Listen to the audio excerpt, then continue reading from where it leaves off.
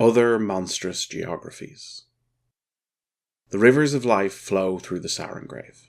Spring magic in the clouds, in the streams, the ponds, in the water bottles of the soldiers.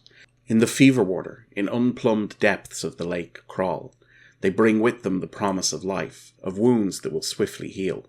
They bring a threat as well. The blood-sucking, stinging insects of the Druge-corrupted wetlands swarm and bite in unprecedented numbers. There is a balance of a kind, though, to this indiscriminate magic.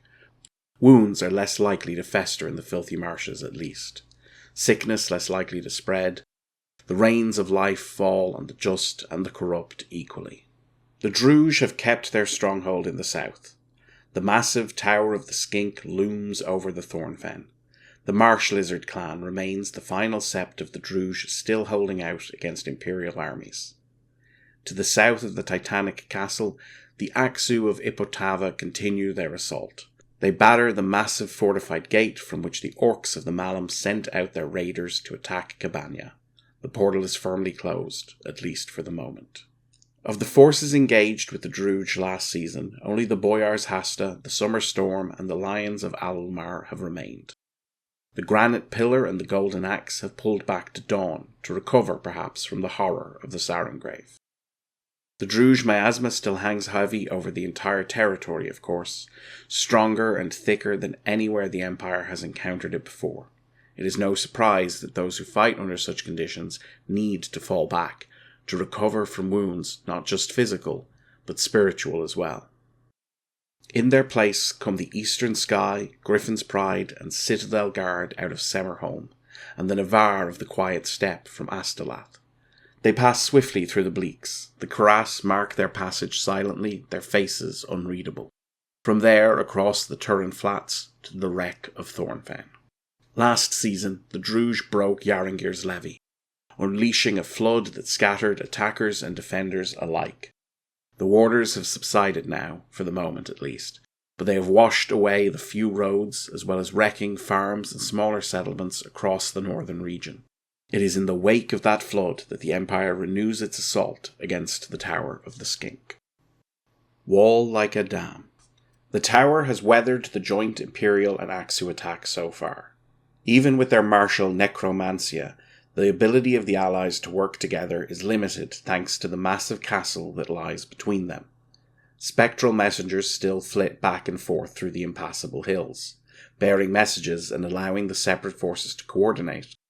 But it is no substitute for actually fighting together. The Empire likewise makes use of magic to help the disparate forces adapt their strategies to the ever-shifting battlefield and the wicked cunning of the Druge.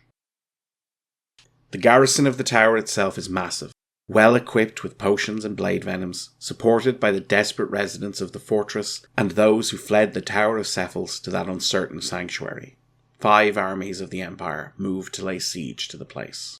The Eastern Sky are in the fore, leading the way for a great host of warbands under the command of Imperial captains, champions, and heroes.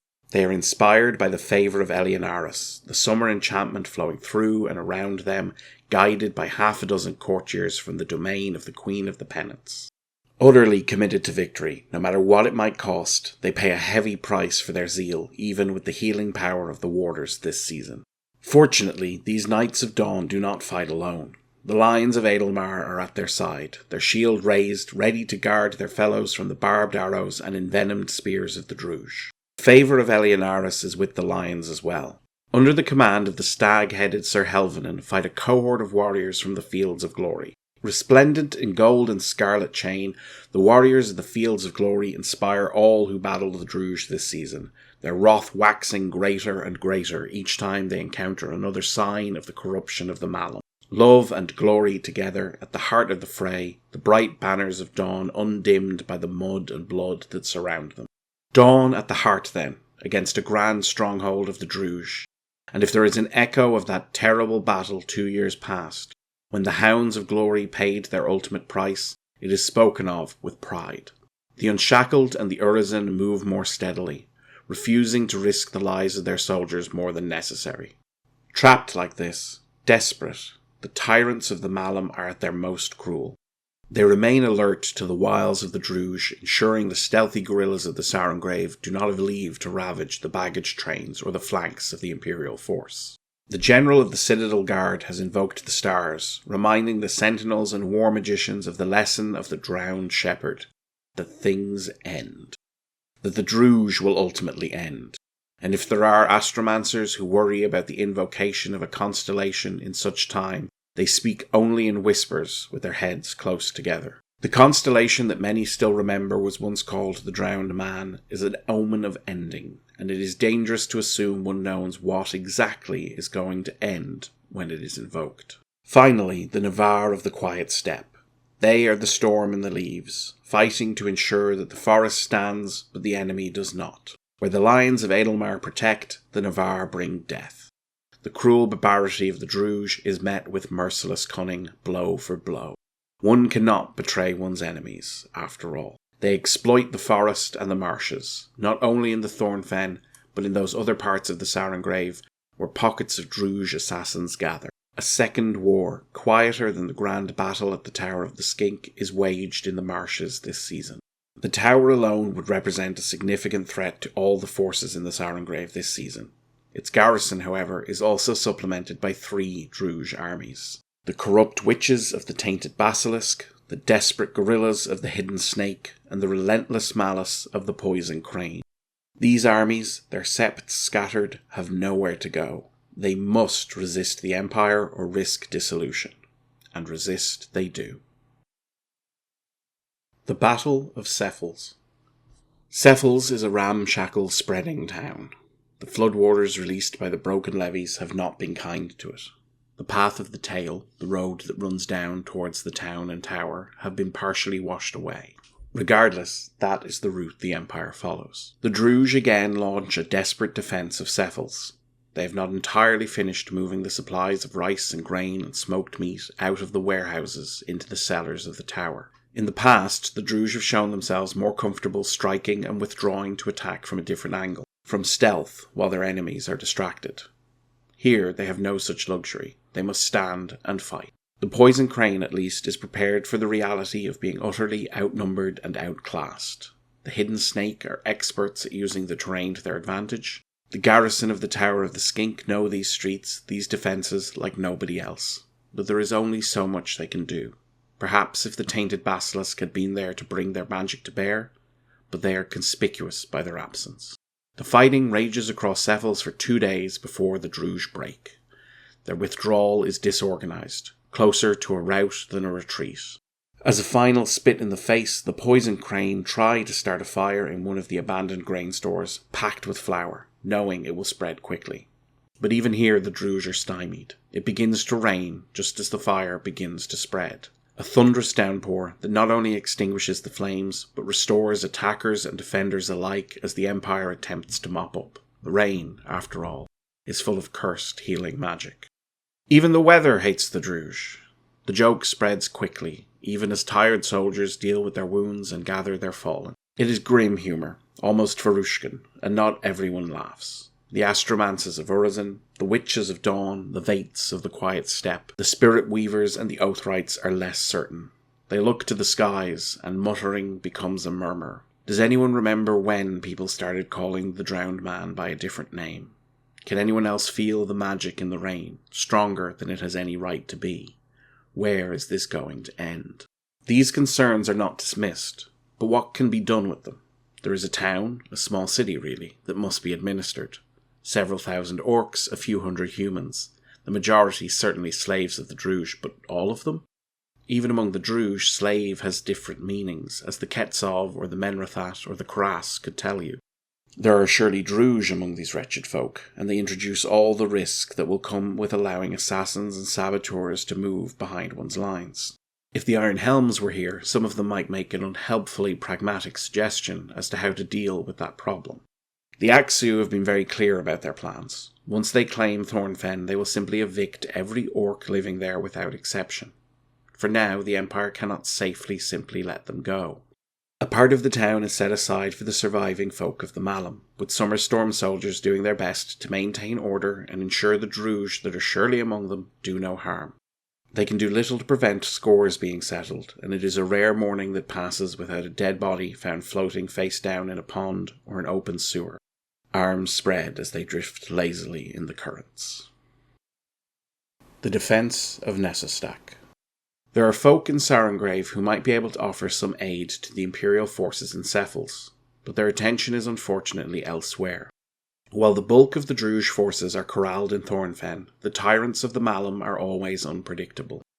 Not long after the winter solstice, a significant force made up of banded Snake Sept survivors and members of the Thornwasp clan, isolated from Thornfen by Bendal and Imperial armies, attack the rebels of the Nessastak forest. Reinforced by supplies smuggled south from the Salt Flats, these counterinsurgents are hell-bent on slaughtering as many of the rebels as they can. This is not an unfamiliar strategy by the Druge. They hate those that escape their clutches even more than they hate the Empire. So many times they have sought to make an example of those who throw off their yoke, in the Barrens, in Ossium, even in Hulburg. This assault is no exception. It seems likely they assume the Empire's attention will be focused entirely in the southeast, at Thornfen. Their attack is double-pronged like an assassin's blade. On hastily constructed rafts, surviving members of the Thornwasp paddle across the wide expanse of the Feverwater. The banded Snake gather in secret in western Turin Flats and cross the river under cover of a moonless night. The rebels are not caught sleeping. They are vigilant for counterattack from the Druge.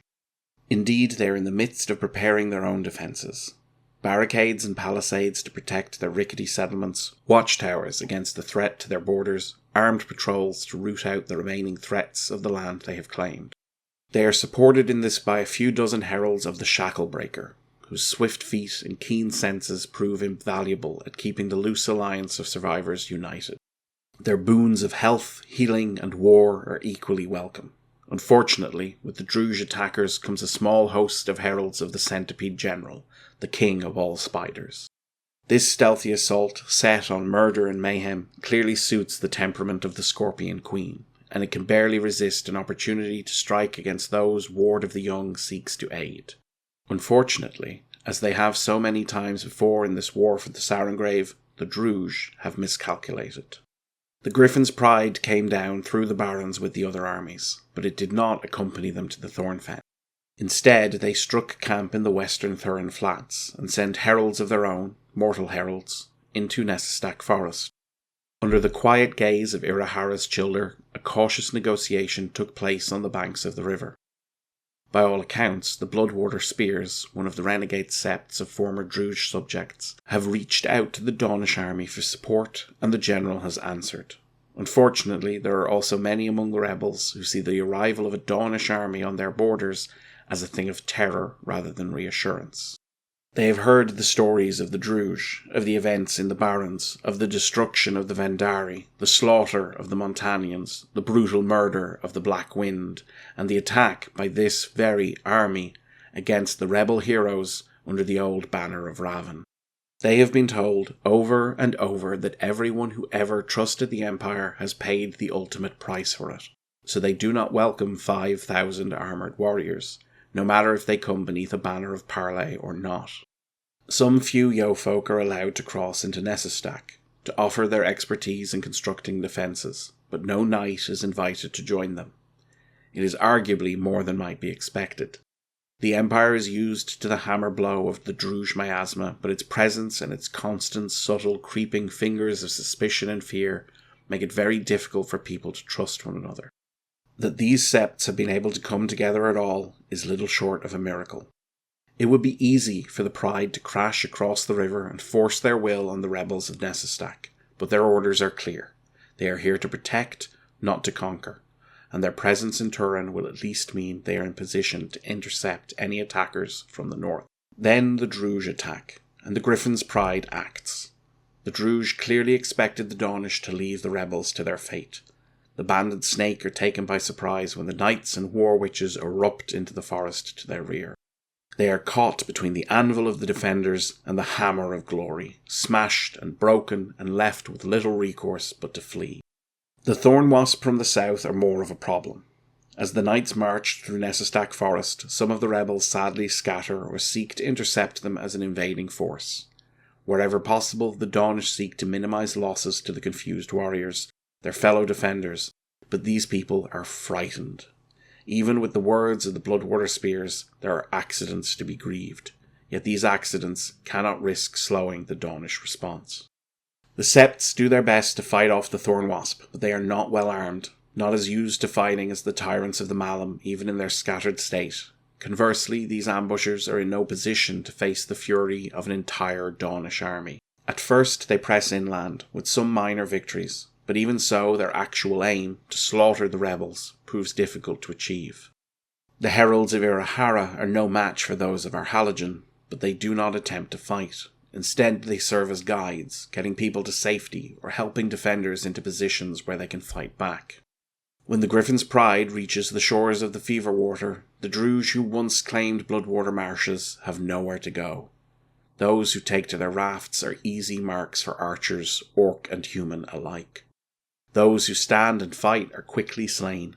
When the heavy rains of spring begin to fall, the shores of the Feverwater are choked with dead Druge, their blood staining the drowning waters muddy red.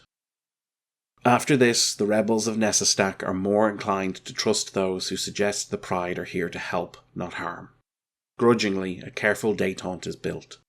As the rains continue to beat down, the majority of the Dawnish forces withdraw back across the river to remain on watch, but those who remain are, if not welcome, at least tolerated. Few can deny that their aid has saved countless lives from the venom of the Druge, this time at least.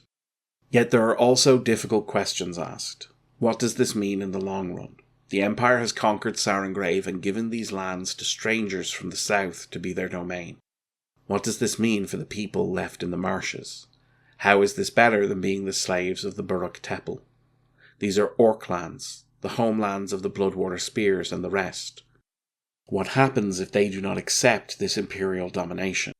Where will the Griffin's Pride be when it is the Empire's warriors looking to kill the free orcs of the Sarengrave, of the Malum? These are impassioned exchanges, arguments on both sides, but no resolution is reached. The forest is safe for now, but what of the future? What of the future, indeed? At the Gate of Despair. Through curtains of rain, the Imperial force marches south to the tower.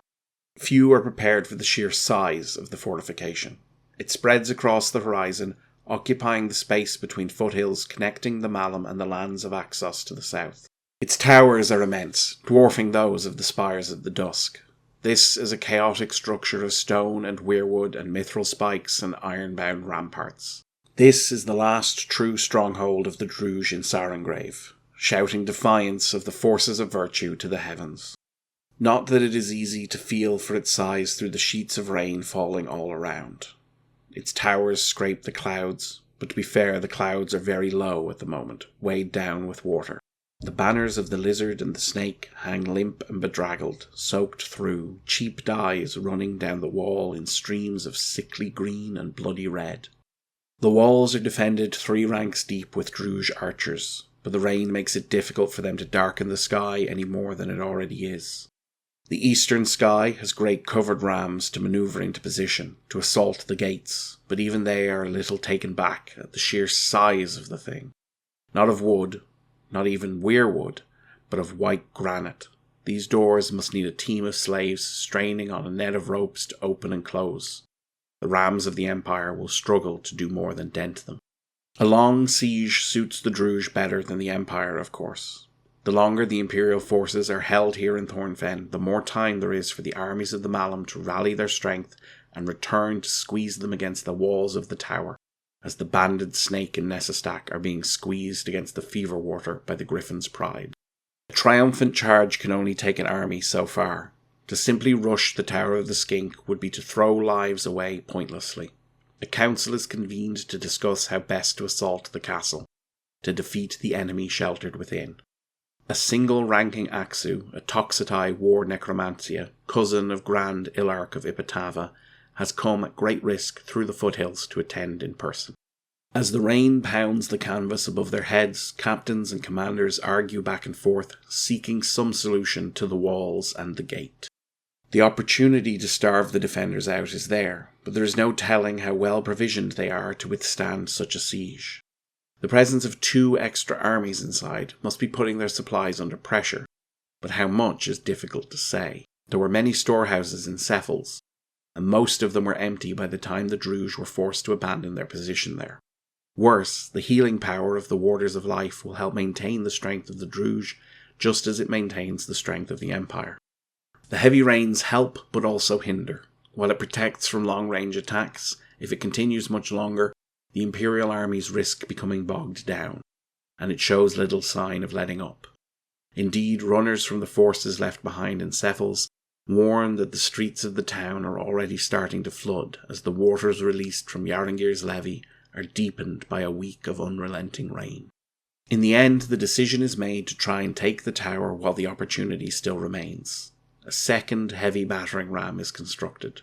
Rather than being made of wood, it is formed from a white granite column ripped from a Druge palace in Cephals, carried south through the downpour by the summer storm and shaped by Urazeni engineers. At the last moment, a contingent of Navarre arrive from elsewhere in Sarangrave with a quartet of great forest orcs freed from the weirwood grove in Whisperwood. They set to work shaping a weirwood frame to carry the ram with the aid of their Navarre friends. The Boyar's Hasta contributes an amount of looted mithril armour and weapons, which, when swiftly melted down by Daunish smiths, serve to bind and reinforce it with the snarling face of a great maned lion. The morning of the attack, the warders are already lapping at the walls of the tower in places. The tail of the skink holds the marsh warders at bay. Where it approaches the walls, it is raised up in a manner that puts some in mind of Otterway back in Bregisland. The Druge know that this is the key moment, that they will have to face this attack and stand against it. The defenders continue to loose arrows, but the main source of danger are the catapults positioned atop the ramparts. Massive rocks hail down, interspersed with filth, dead bodies and effluent. Some are bound in iron, but it is clear the Druge supplies of catapult stones are also waning slightly. A few barrels of pitch are launched, but the rain quickly extinguishes their threat. With the eastern sky at the forefront, the massive battering ram is slowly manoeuvred into position. The armoured covering protects those within from missiles thrown from the walls, but the pounding of rocks and arrows almost drowns out that rain. Almost. Again and again the great fist smashes against the northern gates of the Tower of the Skink. The defenders are not content to simply sit and trust the sturdiness of their door, however. The Druge are monstrous, but they are cunning. It becomes clear that they have created their own ways to get troops into and out of the tower. Without warning, 2,000 soldiers erupt out of the marshes to the east and the west of the tail of the Skink. They fall on the Imperial forces on the flanks, fighting with bloodthirsty ruthlessness. It quickly becomes apparent that there are hidden tunnels under the walls that emerge nearly a quarter mile from the fortification itself, and that for days now the defenders have been carefully moving their troops into position. With the garrison come another 1,000 or so guerrillas of the Hidden Snake, and 500 poisoned crane. All are equipped for killing, with venoms and poison, many dosed up on the battle drugs the Druge call war spice and corpse skin, that grant near supernatural vitality but overwhelm the common sense and survival instinct of those who use them. This is a suicide attack, one aimed at breaking through the Empire's line to destroy the Great Ram. As the assault begins, the skies truly open. The wind rises, howling around the ramparts, driving the rain almost horizontal. Fighters struggle in the mud, their footing suddenly treacherous on the rain-slick ground. Visibility plummets. A massive battle between Empire and Druge, between virtue and hate, reduced to 100 scattered skirmishes by walls of water. Thunder rumbles, barely audible over the pounding of the rain, yet the deafening beat of the ram is still louder, ringing out across the battlefield like the heartbeat of some terrible beast of war. Orc and human, Druge and Imperial alike fall in the sucking mud and the rising tides, eyes and lungs choking with earth and drowning with filthy water. And then, with the storm at its height, the lion-faced battering ram of stone and mithril hits something within the solid stone of the gate, a point of weakness that had endured for hundreds of years since the doors were first raised. A fracture line buried in the rock where only a mighty blow could uncover it. Perhaps the terrible rhythm of the blows has weakened the gate. Perhaps it is something else. But whatever the reason, the hammering blow causes the stone first to crack and splinter, and then, with a terrible roaring noise, to break. Another blow, another battering against that point of weakness, opening the hole, pounding through the feet-thick stone. The flaw exposed, the gate begins to fragment. A terrible cry of despair goes up from inside the Tower of the Skink. The door is falling. After centuries of defiance, one of the two great doors of the Tower of the Skink is falling. The lines of Adelmar are first through the breach, shields at the ready. Behind them the soldiers of the Eastern Sky, and after them the rest of the Imperial forces pouring into the gatehouse of the tower as the waters of the flood poured over Yarengir's levy. Outside and inside, bloody slaughter leaves waves of blood on the stone that mix with the mud to create a grim quagmire. Another cry goes up, another cry of despair. The quiet steppe erupt from the forests of the east, Navarre spears tearing into the Druge attackers assailing the flanks of the army. With spell and spear and sword and axe and unbreakable shield, the Empire fights the Druge at the Tower of the Skink under the roaring heavens amid the thundering rain. The battle is not over simply because the gate has been breached. There are still two armies and a garrison to match them inside the castle who must be dealt with. There are screaming, fleeing orcs and humans in rags who will not fight. Sometimes the Druge use them to bait traps or as shields of meat that cry and wail when forced towards Empire soldiers. Even here there are traps, old and cunning, built into the stonework. Blades that snap from floor or ceiling if one moves the wrong way down a hall. Walls that fall to allow defenders to attack from the side. Chemicals that in confined space blind or choke or assail the mind with terrible visions. All of these and more the Druge have built into their home, driven by the fear that grips their own hearts, fear of their enemies, of each other, making even their sanctuary a place no one is ever truly safe. Then the Aksu are there, fighting their own way through the defenders. A small, fast-moving group has slipped through the halls and courtyards of the castle to take the southern gate. The guards slain, they have managed to throw it wide and let the blades of Ipatavo go to work on the tyrants of the Malum. Even here, the clarity granted by day magic helps ensure that the attackers are able to mount the most efficient assault they can, preventing allies harming each other. For the better part of a day, the fighting rages on and on, turning the Tower of the Skink into a charnel house. Whoever wins here, it will be death that holds dominion when the day is done. In the end, though, the day is done. The Tower of the Skink still stands, but the banners of the Empire, of Dawn and Navarre, Urizen and the Unshackled, are raised over its ramparts. The fighting is not over. There are still Druge here in the nooks and the crannies, but the battle is won. The Tower of the Skink has fallen to the Empire and their allies, and with it the Thornfen. And with that victory, the dominion of the Druge over the Sarengrave is brought to a conclusive end. Flight and Shadow. The tower falls, the garrison scatters, but in the end the poison crane and the hidden snake are not entirely accounted for. They have taken significant losses for sure, but the power of spring magic protected them just as it did the Empire. When it is clear that the tower is lost, many of the soldiers escape through hidden tunnels beneath the fortification into the marches. Scattered and hunted, they are forced to flee as best they can. They make their way north to the dubious safety of the Salt Flats, and they pay a heavy price for doing so. Easily another 1,000 Druge warriors fall as part of the rout, but in the end the armies manage to cross the border north through Kral. It is a temporary sanctuary for the Druge.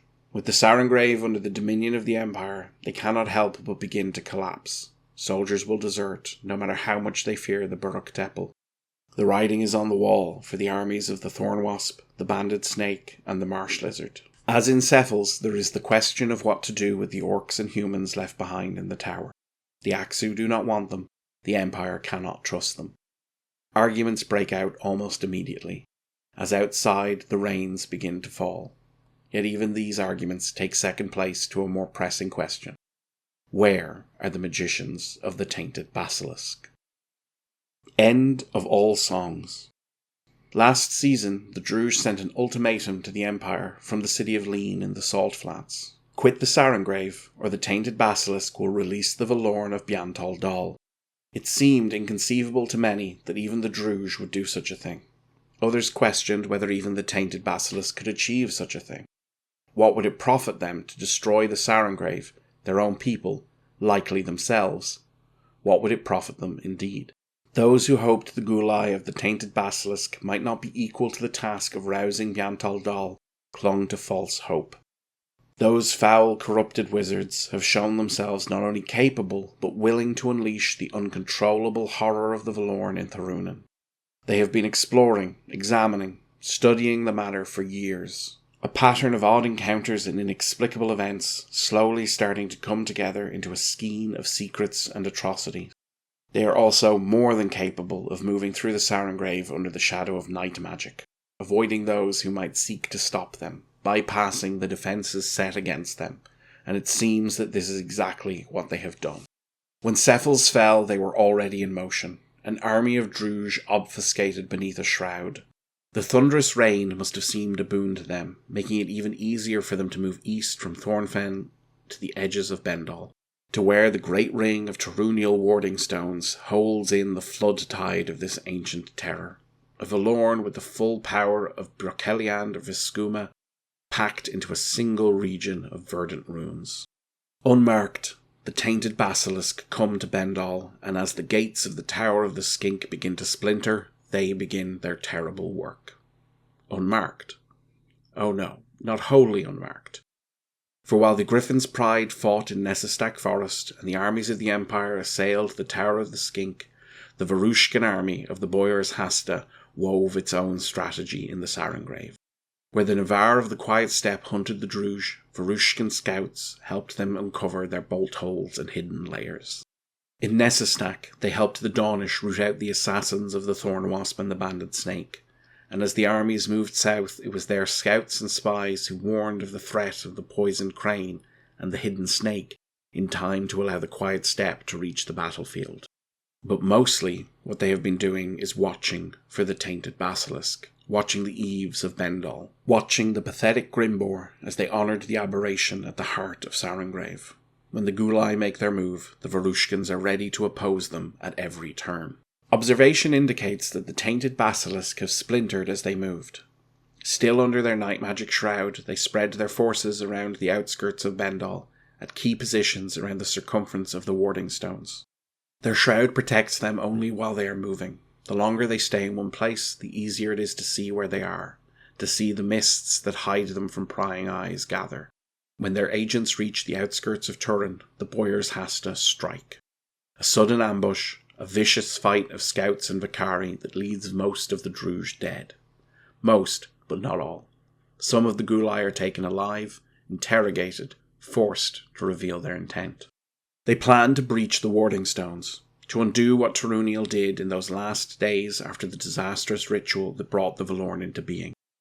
They will unleash Biantal Dal, and it will wash across the Sarengrave, devouring armies and rebels alike. A fitting retribution, laughs one half-mad sorcerer. The folly of ancient humans, killing and consuming their distant heirs. Immediately the Hasta starts to move, sending messengers and mobilizing their forces to scour the outskirts of Bendal for more groups of Gulai.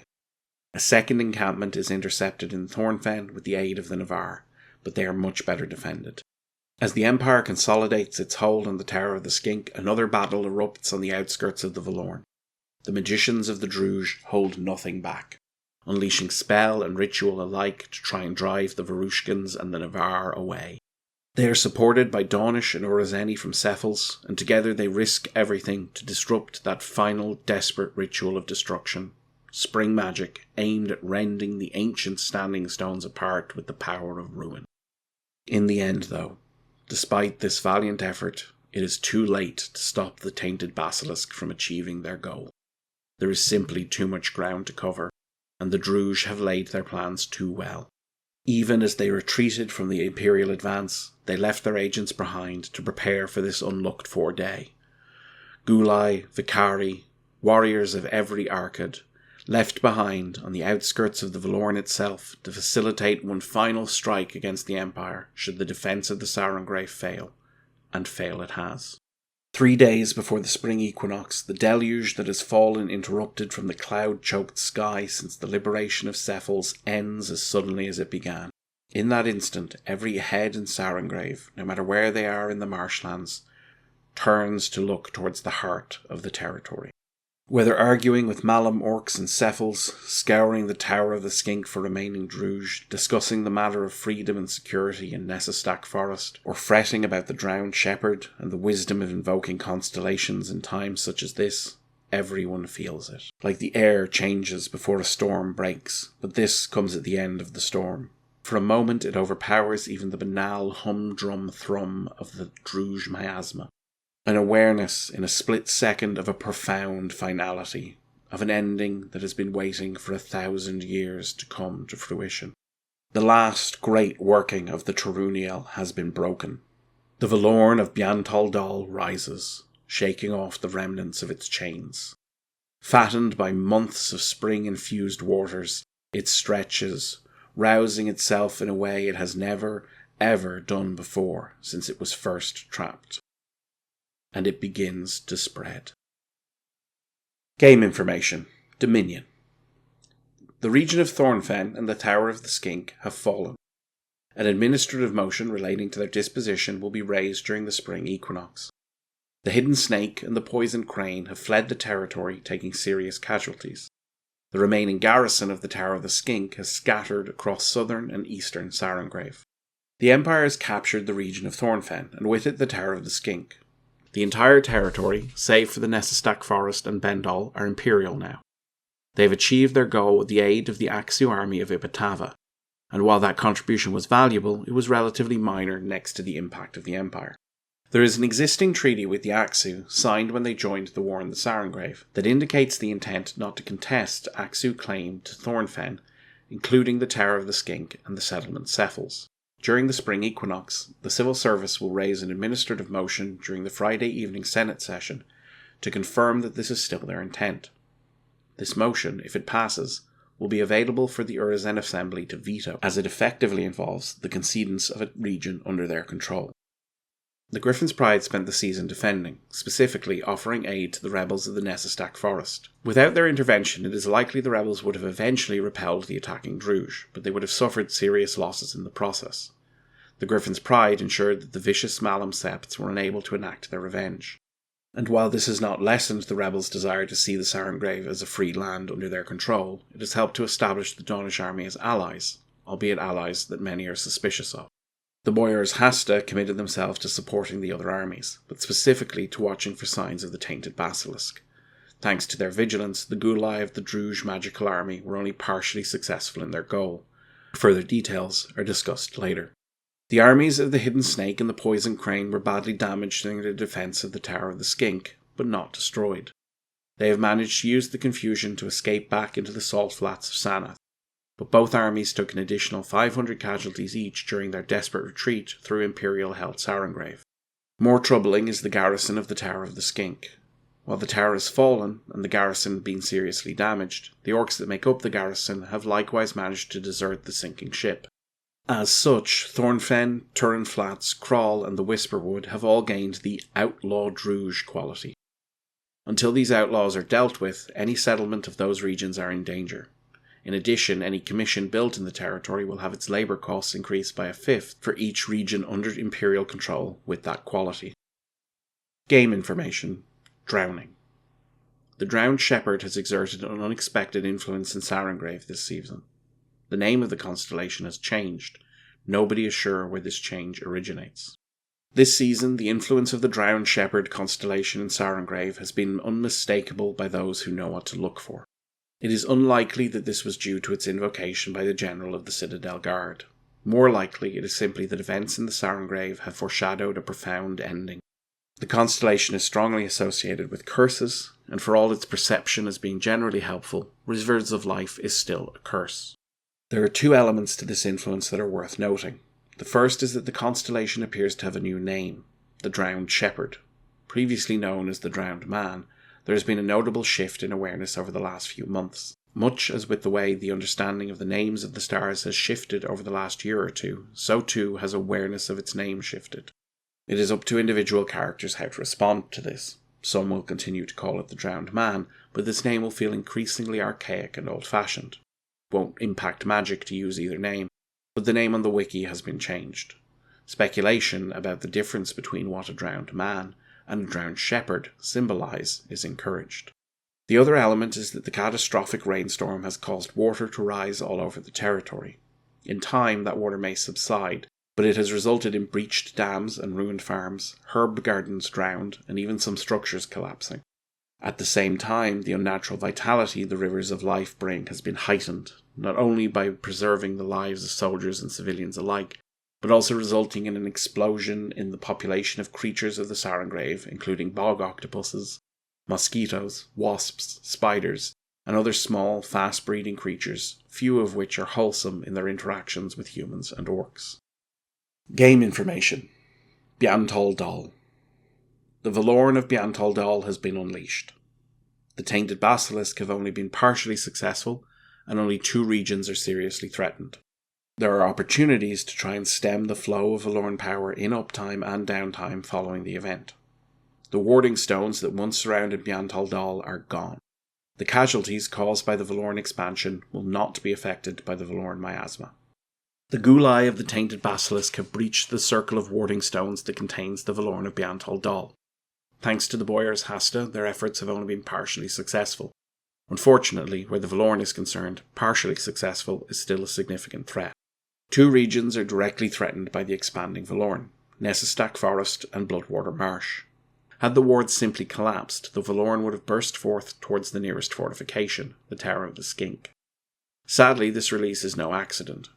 Magicians of the Tainted Basilisk have seized an opportunity to deliberately weaken the wards in such a way as to direct the threat against the Empire and the rebels and away from their allies. There is a single, narrow window to take action and save one region or the other from desolation. The actions of the Boyars Hasta may still have saved the rest of the territory. They have managed to save most of the warding stones. Not enough to hold the Valorn back, but enough to have a vital effect. The Valorn will wash over the stones as it attempts to expand, and in the process, the magic that sustains them will be overwhelmed and destroyed. By the start of the summer solstice, the warding stones will be no more. There is now no way to stop them being destroyed. However, they will serve to protect against the Valorn one final time. In doing so, they will absorb some of the devastating verdant power of the Valorn. By the start of the summer solstice, the Valorn of Biantol Dal will be to all intents and purposes a normal Valorn. It will still be disproportionately potent, but it will no longer present the threat of expanding to completely fill the Sarengrave that it previously did. That threat, like the warding stones, is ended. What happens to the Nessestack Forest and the Bloodwater Marshes, however, will depend on what the Empire chooses to do. The Valorn of Biantol Dal can be combated following the spring equinox, but it will require a significant commitment of armies to prevent it consuming one or both of the threatened regions. Due to the long storing up of power, it will be attacking both regions separately with a strength of 30,000. To prevent it claiming the region and devouring almost everyone and everything in it, the Empire would need to ensure it did not get sufficient victory points to claim the region. If the Valorn is able to claim a toehold in the region, it would still be left with a quality similar to infested. The good news, and there is some good news, is that the brave actions of the Boyars Hasta and the destruction of the remaining warding stones means that the Valorn will become quiescent again after this season, whatever happens. In addition, the explosive speed with which the Valorn is exploding into the 2 regions means that any downtime fighting will not be taking place under the influence of the Valorn miasma. Participation. Power of the Druj. Any character whose military unit supported an army in Sarengrave this season will receive a lingering wound. These wounds represent serious injuries or lingering curses sustained during the fighting that the Rivers of Life have been unable to restore. Some of these wounds are potentially lethal if they are not treated before the end of the spring equinox, so those bearing them may wish to consult a physic. In addition, however, every military unit that fought in the Sarengrave this season has been in a position to secure a small trove of herbs and potions, and potentially other things as well. If your character would not have approved of your soldiers taking these things from defeated Druj, you can simply drop these items back at God when you pick up your pack. Participation. Lions of Adalmar. The Lions of Adalmar continue not being able to take the cautious advance or give ground orders. Any character whose military unit fought alongside the Lions of Adalmar may be inspired by the Knights of Glory. The Lions of Adalmar last fought alongside the Knights of Glory during the summer. As mentioned then, The use of Knights of Glory is having an unexpected effect on the armies relying on it. The Lions of Adalmar cannot take the cautious advance or give ground orders until a year has passed, even if Dawn were to put aside their commitment to glory. On the other hand, stag-headed Sir Helvanen and their warriors from the Fields of Glory take every opportunity to inspire the glorious soldiers of the Lions of Adalmar. A character whose military unit supported this army may choose to have been impacted by the experience of battling in close proximity to the glorious heralds of Elian Aris. If you possess the hero skill, you receive a bonus hero point during the spring equinox. This bonus increases your maximum number of hero points for the duration of the summit. If you do not have the hero skill, you receive a single temporary hero point, which is lost once it is used. It will have faded entirely by the end of the spring equinox, regardless. Anyone who chooses to gain this benefit also experiences a role-playing effect that lasts until the end of the spring equinox. You feel a strong urge to attempt great deeds that invite attention. You take particular pleasure in approval and adulation. Being overlooked or dismissed may cause you to lose your temper. If you enter battle, you feel driven to prove your worth and show everyone your strength. Battle opportunities. 2 major conjunctions to Sarengrave have been identified for the spring equinox, but the Military Council can take advantage of only one of them. The prognosticators have identified 2 simultaneous opportunities in the Sarengrave during the spring equinox. The first will allow the Empire to intercede in Nessistak Forest and fight the Valoran there. The other will allow them to do the same, but in Bloodwater Marsh. If the Military Council chooses this battle, they will be forced to pick one of these 2 conjunctions.